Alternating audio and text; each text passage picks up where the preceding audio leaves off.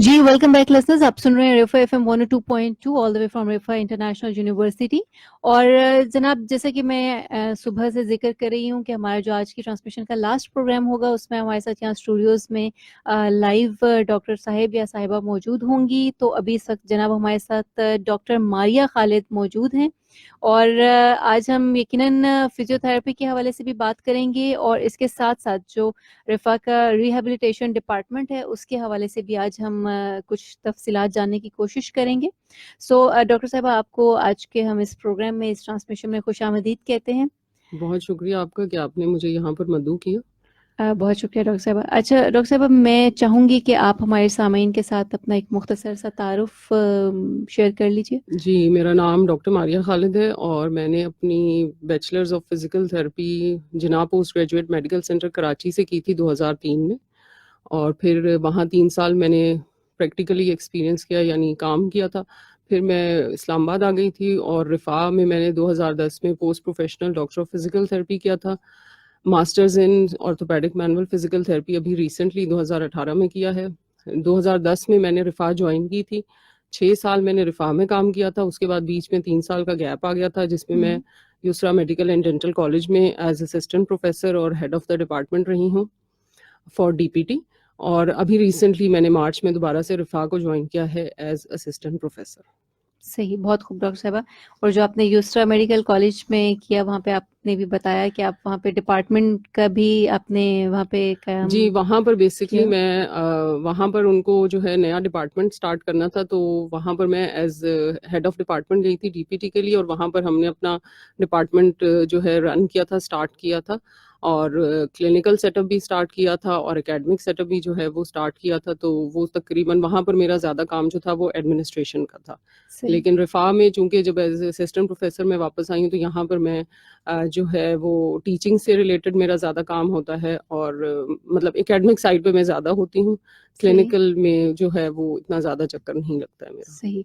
बहुत अच्छा लगा डॉक्टर साहब ये जान के कि आप जो टीचिंग का शोबा है आप उससे मुंसलिक हैं। मैं डॉक्टर साहब अब थोड़ा सा जानना चाहूँगी कि जो ये रफ़ा का रिहैबिलिटेशन डिपार्टमेंट है, इसके हवाले से मैं जानना चाहूँगी कि ये कब और कैसे बना और इसके बेसिकली इसकी बनने की ज़रूरत क्यों पेश आई।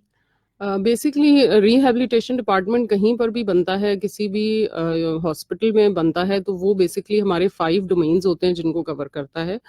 यानी कि हमारे 5 डिफरेंट स्पेशलिटीज़ होती हैं जो कि एक पूरा रिहैबिलिटेशन डिपार्टमेंट बनाती हैं, जिनमें हमारे पास फिजिकल थेरेपी होती है, स्पीच थेरेपी होती है, ऑक्यूपेशनल थेरेपी होती है, ऑर्थोटिक जो है ऑर्थोटिक एंड प्रोस्थेसिस होता है, और साइकोलॉजिकल साइकेट्री डिपार्टमेंट होता है या क्लिनिकल साइकोलॉजिस्ट होता है। तो ये सारे मिलजुल के जो है ये सारे डोमेन्स मिल के एक डिपार्टमेंट बनाते हैं जिसको हम रिहैबिलिटेशन डिपार्टमेंट कहते हैं। सही। जो रिफा का रिहैबिलिटेशन डिपार्टमेंट है वो बेसिकली एकेडमिक इनका 2007 में स्टार्ट हुआ था।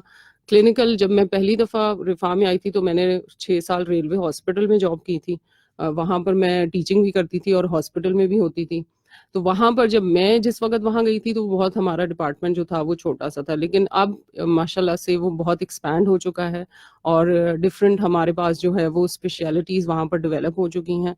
और मकसद यही होता है कि बेसिकली जो फिज़िकल थेरेपी को देखा जाए या रिहैबिलिटेशन को देखा जाए, तो वो हमारा जो सिलसिला शुरू होता है वो सेकेंड वर्ल्ड वॉर के बाद से शुरू हुआ था कि उस वक़्त जो आपके सोल्जर्स ज़ख्मी थे या जो भी जितने भी लोग ज़ख्मी थे या जितने भी उस सिनेरियो से गुजरे थे, उनको जो है फिज़िकल एड के साथ-साथ जो है वो थोड़ा बहुत साइकोलॉजिकल एड भी जो है वो ज़रूरत होती है। तो उस वक़्त जो है ये एक चीज़ जो है वो डेवलप हुई थी कि फिज़िकल नीड्स के साथ-साथ इनकी साइकोलॉजिकल भी काउंसलिंग बहुत ज़रूरी है। सही। तो आहिस्ता-आहिस्ता चलते-चलते ये डेवलप हुआ। सबसे पहला जो हमारा फिजियोथेरेपी का स्कूल था वो कराची में बना था, जिन्ना पोस्ट ग्रेजुएट मेडिकल सेंटर। अच्छा। लेकिन वहाँ उन्होंने पहले 1 साल 2 साल से स्टार्ट किया और फिर वो 4 इयर्स और फिर 5 इयर्स की डिग्री प्रोग्राम पे जो है वो शिफ्ट हुए हैं। तो हमारे मुल्क में मेरे ख्याल से जब जो ज़ल्ज़ला आया था उसके बाद 2008 का जी, ज़ल्ज़ला। जी, उसके बाद हमारी फिज़िकल थेरेपी और ये जो रिहैबिलिटेशन का प्रोसेस है या जो रिहैबिलिटेशन की नीड्स हैं वो ज़्यादा बढ़ गई हैं। उसमें उसकी रीज़न ये थी कि उस ज़ल्ज़ले के दौरान जो है इतने सारे लोग थे कि जो फिज़िकली तो मुतासिर हुए ही थे, लेकिन साइकोलॉजिकली भी वो बहुत ज़्यादा ट्रॉमा से ऐसी गुजरे स्टेट में थे। आ गए थे कि उनको साइकोलॉजिकल काउंसलिंग की बहुत ज़रूरत थी। हम्म, तो हमारे पूरा जो रिहैब डिपार्टमेंट होता है वो जहाँ पर भी सेट होता है वहाँ पर आपके डिफरेंट डोमेन्स के लोग होते हैं, और वो सारे के सारे मिलजुल के इकट्ठे जो होते हैं वो एक पेशेंट को ट्रीट कर रहे होते हैं, क्योंकि कोई भी ऐसी बीमारी या ऐसी वो नहीं होती जिसमें आपका सिर्फ एक जो है वो डोमेन काम करे। फॉर एग्जांपल है कि अगर आपके पास फिजिकल जो है वो नीड के साथ पेशेंट है, तो हो सकता है कि उसको स्पीच थेरेपिस्ट की भी ज़रूरत हो, सही। उसको ऑक्यूपेशनल थेरेपिस्ट की भी ज़रूरत हो। स्पीच थेरेपिस्ट, फिजिकल थेरेपिस्ट तो बेसिकली फिजिकल डिसेबिलिटीज को कवर करते हैं, जो भी फिजिकल डिसेबिलिटी होती है, यानी कि जो भी आपकी जो है जिसमें आपका चलना फिरना मुतासर हो गया है, उठना बैठना मुतासर हो गया है, ठीक है। सही। जो स्पीच वाले होते हैं वो बेसिकली आपके बोलने की जो सलाहियत होती है उसके ऊपर फोकस कर रहे होते हैं। सही। मतलब हमारे पास बहुत सी ऐसी कंडीशंस होती हैं, चाहे वो बच्चों में ले लें चाहे वो बड़ों में ले लें, जिनमें जो है वो स्पीच मुतासर हो जाती है, ठीक है।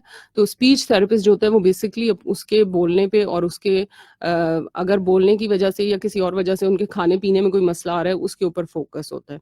ठीक हो गया। ऑक्यूपेशनल थेरेपिस्ट हमारे पास इस वक्त जहाँ तक मेरी मालूमात है उसमें कराची में हमारे पास ऑक्यूपेशनल थेरेपी का स्कूल है, जिन्ना पोस्ट ग्रेजुएट मेडिकल सेंटर।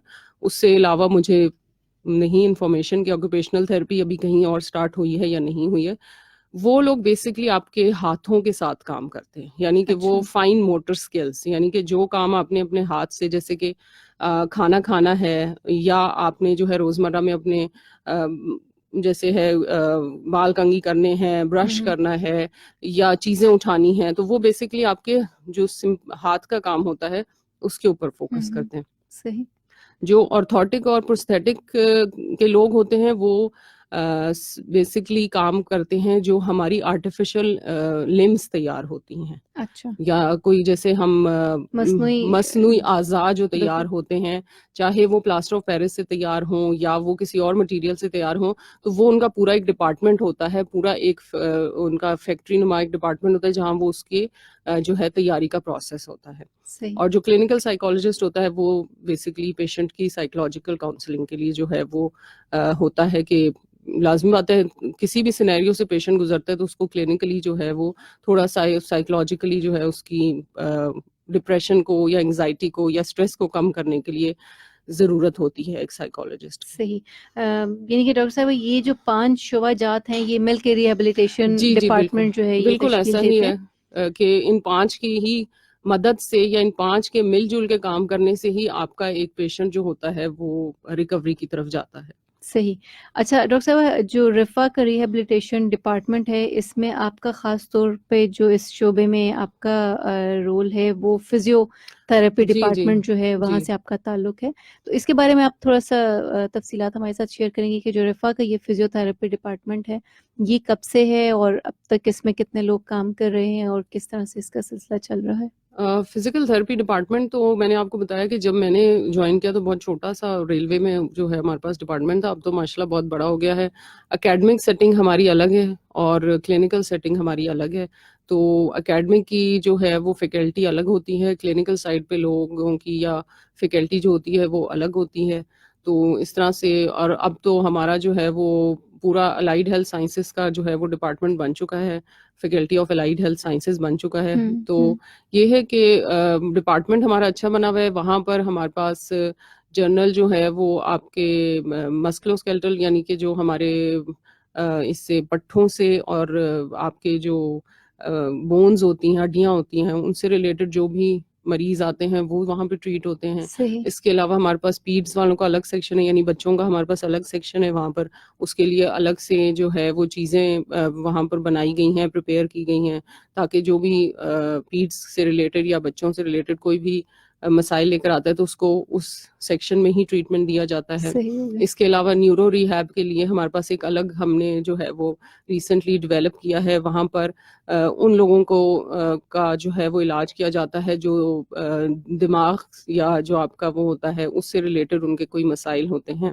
सही। तो ये है कि मुख्तलिफ वहाँ पर पेशेंट्स, अल्लाह का शुक्र है, और इसके अलावा जो जितने पेशेंट वार्ड्स के अंदर होते हैं उनको प्रॉपर ट्रीटमेंट मिल रही होती है।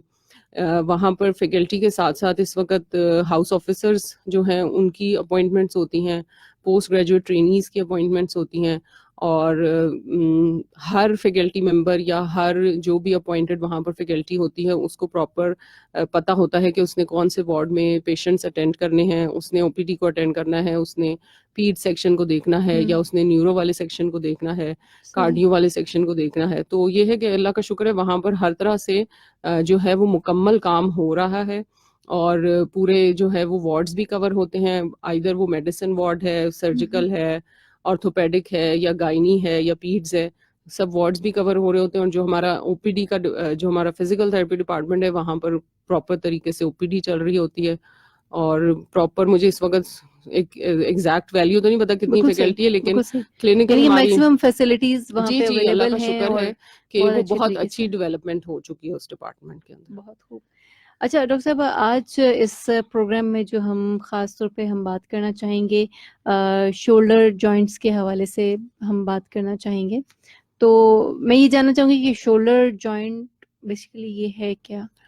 अच्छा, बेसिकली शोल्डर जॉइंट हमारा जिस्म का जो है वो एक स्टेबल जिसे कहना चाहिए या बड़ा जॉइंट होता है, और उसकी जो बनता है वो आपकी एक हाथ की हड्डी होती है जिसको हम ह्यूमरस कहते हैं, और एक हमारे जो है वो पीछे एक हड्डी होती है जिसको स्कैपुला के कहा जाता है।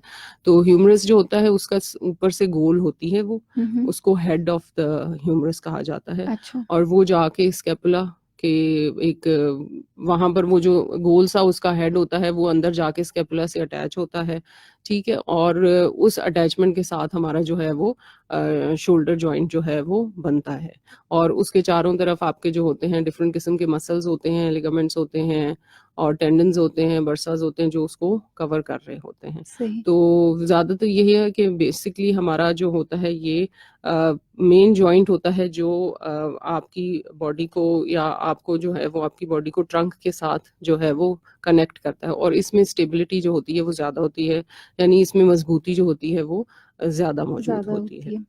अच्छा डॉक्टर साहब, आजकल बहुत ज़्यादा ये चीज़ देखने में आ रही है कि अक्सर लोग शिकायत करते दिखाई देते हैं शोल्डर जॉइंट पेन की। जी, तो इसकी क्या वजूहात हैं और ये क्यों होता है, और ख़ासतौर पे ये आजकल के दौर में ये क्यों बहुत ज़्यादा आम होता चला जा रहा है? दरअसल उसके मुख्तलिफ वजूहात हो सकती हैं, जैसे कि है कि अगर तो जैसे स्पोर्ट्स अगर आप ले लें तो उसमें अगर कोई डायरेक्ट इंजरी वगैरह हो जाए तो उसकी वजह से तो फिर ये है कि यंग एज में भी जॉइंट में पेन आ सकता है, या उसकी इंजरी की वजह से जो है वो तकलीफ का बायस बन सकता है। लेकिन नॉर्मली ये होता है कि आफ्टर एज 40 या 45 के बाद के जो लोग होते हैं उसमें कॉमन हो जाता है, उनकी मुख्तलिफ वजूहात होती हैं। जैसे जो डायबिटीज़ के पेशेंट्स होते हैं उनमें शोल्डर के प्रॉब्लम्स जो होते हैं उनका होना ज़्यादा, मतलब उनका फैक्टर ज़्यादा होता है, रिस्क फैक्टर ज़्यादा होता है। और अक्सर उन्हीं डायबिटिक पेशेंट्स के शोल्डर जो हैं वो थोड़ा सा डिस्प्लेस्ड भी हो जाते हैं, नहीं श्रिंक हो डिस्प्लेस जाते नहीं, हैं, ऐसा होता है कि मुख्तलिफ वजूहात होती हैं। जैसे कि फॉर एग्जांपल कि फ्रैक्चर हो जाएगा तो फ्रैक्चर एक डिफरेंट केस है।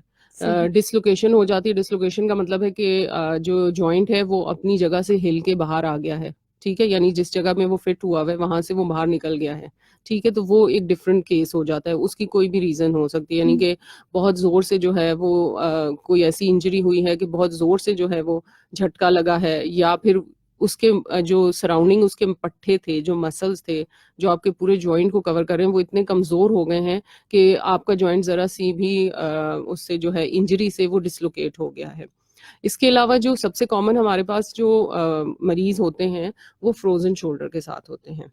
अच्छा। तो उसमें एक तो ये होता है कि फ्रोजन शोल्डर जो होता है वो आहिस्ता आहिस्ता जो है वो डेवलप होता है। ये उसका होता क्या है फ्रोजन शोल्डर? उसमें बेसिकली ये होता है कि जो हमारा जोड़ होता है उसके अंदर आहिस्ता आहिस्ता जो है वो सूजन होनी शुरू हो जाती है, ठीक है, और जो पट्टे उसके चारों तरफ होते हैं वो कमज़ोर होने शुरू हो जाते हैं। और आहिस्ता आहिस्ता क्या होता है कि जो जितनी भी मूवमेंट शोल्डर जॉइंट पे हो रही होती हैं वो मरीज जो है वो उसको करने वो नहीं कर पा रहा होता उनको। लेकिन ये ज़्यादातर केसेस होते हैं, जैसे आपका जो डायबिटिक पेशेंट होता है उसमें इसके रिस्क फैक्टर ज़्यादा होते हैं, क्योंकि आहिस्ता आहिस्ता उसके क्या होता है कि वो वैसे ही उसके पट्टे कमज़ोर होते चले जाते हैं, तो वो या अंदर जो है कोई हमारे पास जो जॉइंट के अंदर एक फ्लूइड होता है, साइनोवियल फ्लूइड, जो कम होना शुरू हो जाता है।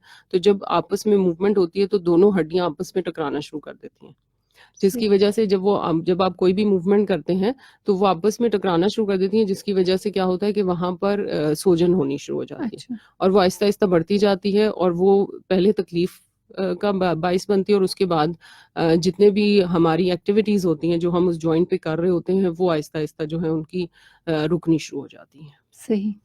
सही हो गया।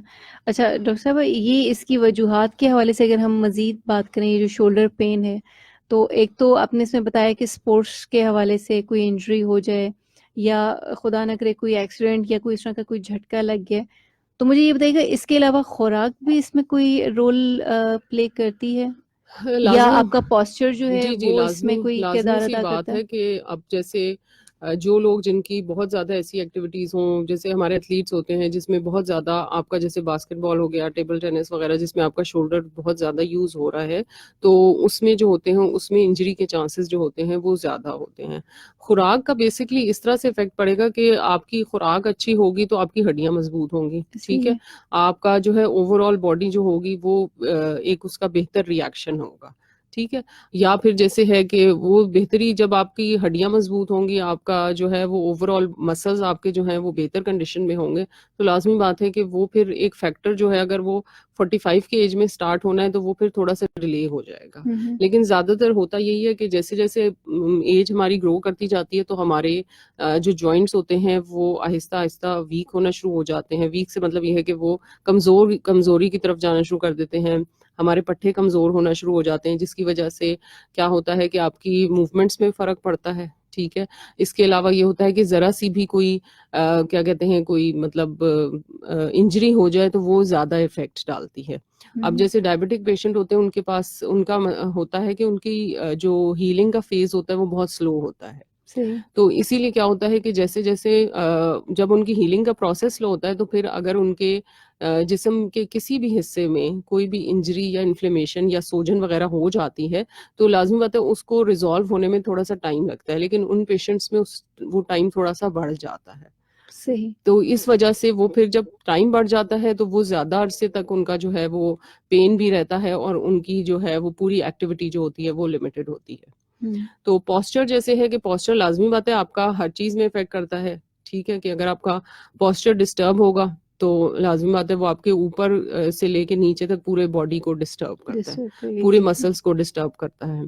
सही। उसके अलावा ये होता है कि अक्सर जब पेशेंट किसी तकलीफ में होता है, चाहे वो किसी भी जोड़ की हो, किसी भी हिस्से की हो, तो वो उसको कम से कम इस्तेमाल करता है और वो उसके ऑपोज़िट जो जोड़ होता है या ऑपोज़िट जो मसल्स होते हैं, उनका ज़्यादा इस्तेमाल कर रहा होता है। सही। उसकी वजह से भी उसका पोस्चर जो होता है वो डिस्टर्ब हो जाता है। डिस्टर्ब हो तो जाए। उस बेसिक हमारा काम होता है कि जब भी हमारे पास कोई पेशेंट आए किसी भी उसके साथ कंप्लेन के साथ, सबसे पहले हमारा काम होता है कि उसकी तकलीफ को कम करें, पेन के साथ आता है हमारे पास मरीज़। तो हमारा सबसे पहले मकसद होता है कि उसके पेन को कम किया जाए और उसके बाद जब उसका पेन कम हो जाए तो फिर उसकी बाकी चीज़ों के ऊपर फोकस किया जाए। जैसे कि अगर उसका पोस्चर ठीक नहीं है तो उसको पोस्चर उसका ठीक किया जाए। कोई ऐसी एक्टिविटी करता है जिसमें बहुत ज़्यादा, जैसे शोल्डर की हम बात करें, कोई ऐसी एक्टिविटी कर रहा है जिसमें बहुत ज़्यादा शोल्डर का यूज़ कर रहा है, तो हम उसको थोड़े टाइम के लिए रेस्ट देंगे कि आपने अपने इस बॉडी के इस हिस्से को इस्तेमाल नहीं करना है। ठीक है। ठीक है, उसके बाद फिर हम उसकी मसल्स की स्ट्रेंथनिंग और स्ट्रेचिंग के ऊपर जाते हैं, यानी कि उसके पट्टों की जो वीकनेस हो गई है उसको दोबारा से रिजॉल्व मतलब वापस लाने की कोशिश करते हैं कि उनमें दोबारा से जो है वो पावर आए कि जिसकी वजह से वो काम कर सके अपने सही। नॉर्मल लाइफ में। सही। जी सामीन, आप सुन रहे हैं रिहैबिलिटेशन टाइम और इसमें आज भी ये हमारा लाइव प्रोग्राम है और इसमें मेरे साथ यहाँ स्टूडियोज में डॉक्टर मारिया खालिद मौजूद हैं और हम लोग बात कर रहे हैं शोल्डर जॉइंट और जॉइंट पेन के हवाले से। डॉक्टर साहब, मैं यहाँ पे ये जानना चाहूँगी कि ये किस उम्र के अफराद में जो है ये ज़्यादा पाई जाती है, ये पेन जो शोल्डर जॉइंट पेन है, उसका जैसे मैंने आपको पहले भी बताया कि मुख्तलिफ या इसका कोई जेंडर से भी ताल्लुक है, मर्दों में नहीं, ये अब ज़्यादा है, खवातीन में कम है? जैसे फ्रोजन शोल्डर है वो खवातीन में ज्यादा होती है, अच्छा। ठीक है। लेकिन ये है कि ऐसा मतलब ये है कि अगर बहुत ज्यादा कोई यंग एज में तो अगर होगा कॉज, तो वो होगा कि डायरेक्ट उसको कोई इंजरी हुई है या कोई ऐसी वजह है जिसकी वजह से उनको जो है वो कोई मसला, जैसे जो हमारी यंग एज में कॉजेज होती हैं, जैसे उसमें शोल्डर का बर्साइटिस हो सकता है या अच्छा। टेंडिनाइटिस हो सकता है, ठीक है। वो बेसिकली होता है कि हमारे कुछ एक हिस्सा होता है, बरसा हमारा होता है कि जो हमारे जॉइंट्स को कवर कर रहा होता है, अच्छा। ठीक है, और उसको प्रोटेक्ट कर रहा होता है, स्टेबल कर रहा होता है। तो उसमें अगर सोजन हो जाए तो वो बर्साइटिस होता है। उसका ये होता है कि वो थोड़े अरसे के लिए होता है, उसको प्रॉपर जो है वो ट्रीटमेंट दिया जाए तो वो ठीक हो जाता ठीक है। हो जाती या टेंडिनाइटिस है, उसमें भी यही होती है। तो कुछ ऐसी कंडीशंस होती हैं जो थोड़े अरसे में ठीक हो जाती हैं। लेकिन जैसे फ्रोजन शोल्डर है, वो एक तो एज रिलेटेड होता है, आपकी 50 अबव की जो पॉपुलेशन है उसमें ज्यादा होता है। दूसरा ये होता है कि फीमेल्स में वो ज्यादा कॉमन होता है। और तीसरी चीज ये होती है कि उसकी हमें रीजन नहीं पता होती कि वो क्यों हो गया है। उसके पीछे हो सकता है कि ऐसी ही कोई रीजंस आ रही हो, जैसे कि किसी को किसी वक्त फ्रैक्चर हुआ हो, किसी को डिसलोकेशन हुई हो, या बर्साइटिस हुआ हो, टेंडिनाइटिस हुआ हो। ये कोई भी ऐसी कंडीशन हो सकती है जो उस वक्त तो ठीक हो गई थी, लेकिन उसको मजीद जो है वो क्या कहते हैं अपना प्रॉपर तरीके से जो है वो बेहतर नहीं किया गया, या उसको प्रॉपर तरीके से ट्रीटमेंट नहीं दिया गया, तो वो हो सकता है कि आगे जाके फ्रोजन शोल्डर की तरफ चला जाए। और बेसिकली जब फ्रोजन शोल्डर डेवलप हो जाता है तो वो तकरीबन 3 साल का उसका वक्फा होता है, या उसका पीरियड होता है, टाइम स्पैन के, वो कम्प्लीटली ठीक होता है। सही। जी समईन, आप हमारा ये प्रोग्राम जो है वो लाइव आप फेसबुक पे भी देख सकते हैं। फेसबुक पे जो हमारा पेज है रेफा FM 102.2 का, और जो भी आपके सवालात हैं वो आप मैसेजेस के थ्रू भी पूछ सकते हैं। प्लस आप वहाँ पे फेसबुक पेज पे आके जहाँ पे भी हमारा प्रोग्राम लाइव जा रहा है वहाँ पे भी आप अपने सवालात पूछ सकते हैं। डॉक्टर साहब, कुछ सवालात हमारे पास आ चुके हैं, लेकिन मैं चाहूँगी कि इनको हम प्रोग्राम के एंड में हम शामिल करें। अच्छा डॉक्टर साहब, मुझे आप यहाँ पे ये बताइएगा कि इस पेन से किस तरह से बचा जा सकता है, और इसके लिए इलाज के हवाले से क्या फैसिलिटीज अवेलेबल हैं जो रिफा का डिपार्टमेंट है। जी, पेन से एक तो ये बचा जा सकता है कि फॉर एग्जांपल जैसे अचानक से अगर जैसे इंजरी हुई है किसी यंग उसमें, तो लाज़मी बात है कि वो तो फिर फौरी तौर पर उसका ट्रीटमेंट लेगा। फौरी तौर पर ट्रीटमेंट ज़्यादातर यही होता है कि मेडिसिन यूज़ की जाती है, एंटी इन्फ्लेमेटरी मेडिसिन जो होती हैं वो यूज़ की जाती हैं। तो उससे जो है वो इन्फ्लेमेशन या इन्फेक्ट जो होता है वो काफ़ी हद तक जो है वो कम हो जाता है। दूसरी चीज़ ये होती है कि हमारे पास एक्यूट इंजरी का अगर कोई भी केस आता है, आइदर हम खुद उसे देखें या कोई भी देखता है, तो सबसे पहले हमने क्या करना होता है कि उस एरिया को हमने रेस्ट पे लाना होता है, सही। यानी उसको हमने हिलाना जुलाना नहीं होता। ठीक है। और विद इन आपकी जो एक्यूट स्टेज होती है वो पहले 72 आवर्स होती है। तो हमारी कोशिश ये होती है कि उसको सबसे पहले तो रेस्ट दिया जाए, उसके बाद उसको जो है वो हम आइसिंग करते हैं, यानी अच्छा। कोल्ड पैक अप्लाई किया जाता है। ठीक है। उसके बाद ये है कि उसको थोड़ा सा ऊंचा रखा जाता है। हमारे पास एक होता है rest, compression, elevation and icing का एक फॉर्मूला होता है हमारे पास। ठीक है। तो कंप्रेशन यानी कि अगर जरूरत पड़े तो उस पे हम कोई वो बैंडेज वगैरह बांध देते हैं, अगर ना जरूरत पड़े तो नहीं बांधा जाता। लेकिन अगर स्वेलिंग हो, इन्फ्लेमेशन हो, तो सबसे पहला मकसद हमारा प्रोसेस ये होता है कि उसको रेस्ट दिया जाए, फिर आइसिंग की जाए और उसको थोड़ी देर के लिए ऊंचा रखा जाए, ताकि उसकी ब्लड सप्लाई जो है वो बेहतर हो सके और उसका हीलिंग फेज जो है वो अच्छा हो सके। दूसरी तरफ है कि जैसे ओल्ड एज में होता है, तो ओल्ड एज के लोगों में डीजनरेटिव चेंजेस आ रही होती हैं, यानी कि उनके अंदर जो होती हैं उनकी हड्डियां एक प्रोसेस से गुजर रही होती हैं जिसमें आहिस्ता आहिस्ता भुरभुराहट आनी शुरू हो जाती है। उनका जो हड्डियों के बीच में हमारा एक गूदा होता है जिसको हम साइनोवियल फ्लूइड कहते हैं, वो आहिस्ता आहिस्ता कम होना शुरू हो जाता है, जिसकी वजह से कोई भी जोड़ जो है वो जब आपस में मूवमेंट होती है तो टकराना शुरू कर देते हैं, और उसकी वजह से क्या होता है कि मुख्तलिफ किस्म की जो है वो इन्फ्लेमेशंस आनी शुरू हो जाती हैं। तो उसका तरीका यह है कि अगर तो आपका पेशेंट जो है वो बिल्कुल इनिशियल स्टेज पे आपके पास आ गया है, तो उसी ट्रीटमेंट से हम स्टार्ट करेंगे कि उसके पेन को रिजॉल्व करेंगे, उसकी इन्फ्लेमेशन को कम किया जाएगा, दवाइयों के जरिए उसकी इन्फ्लेमेशन को कम किया जाएगा। पेन जो है हमने आइसिंग दे दी, या हम अपनी डिफरेंट किस्म की हमारे पास मोडेलिटीज होती हैं जो हमारे डिपार्टमेंट में होती हैं, जिसमें हमारे पास एक टेंस होता है जो पेन को कम करने के लिए यूज किया जाता है। ठीक है। वो इस तरह की मोडेलिटीज हमने दे दी। इसके अलावा जो है उसको हमने थोड़ा सा एडवाइस कर दिया कि वो थोड़े अरसे के लिए काम काज ना करे या उस हिस्से को जो है वो मूव ना करे।